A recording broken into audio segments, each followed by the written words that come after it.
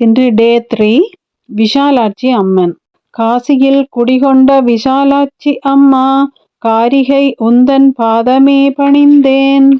ஆதி சிவன் உடல் மீது பாதியை பகிர்ந்த தாயே, நீதி தவறாத கருணை நெறியாகக் கொண்ட கோதை நீ என்று கூறிடக் கேட்டேன். வேதனைகள் தீர்த்திட வேண்டும், விரைந்தருள் புரிய வேண்டும். சோதனைகள் இல்லாமல் சுக வாழ்வு தந்தே தீவினை அகற்ற வேண்டும். மாதவம் செய்கின்றேன், எந்தன் மாங்கல்யம் காத்திட வேண்டும்.